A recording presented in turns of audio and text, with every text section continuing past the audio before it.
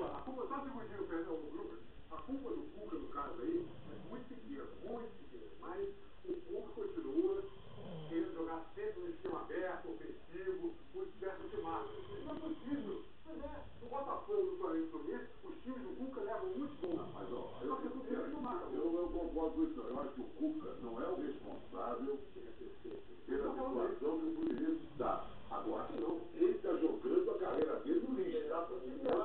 Ele não pode ser responsabilizado pela queda. Não, mas ele não tinha que ter tudo isso. O problema do Cuca é o seguinte: o ano começou com a perspectiva do Cuca ganhar o primeiro campeonato da carreira. Ele correu e não ganhava, perdeu a campeonato base. Aí ganhou o campeonato. Então o que era o ano de 2009 do Cuca? O ano em que o Cuca foi campeão. O que é que era o ano do Cuca foi? Não, o ano que o Cuca caiu. O ano em que o Cuca foi rebaixado. O ano em que o Cuca foi rebaixado. Eu estou muito perto de acontecer.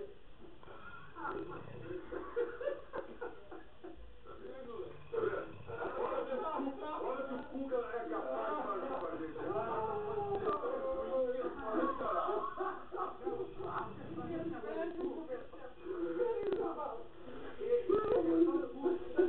Isso que o Trajano colocou, e que o Paulo Luiz explicou, resumiu muito bem, isso é o Cuca. Aí isso é o Cuca. O Cuca é isso aí. No ano em que ele foi campeão, ele vai ser tudo, vai jogar esse ano que ele foi campeão. O Cuca, eu acho melhor mudar de técnico. Eu acho melhor mudar de técnico. O que eu sei é que quem já caiu foi o Thiago.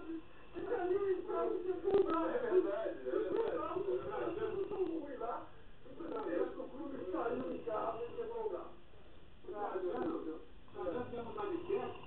Apenas o Fluminense muda. O técnico toda hora. Vai na onda do Trajano. Muda de técnico toda hora. Muda de técnico do assunto. Muda de técnico do assunto.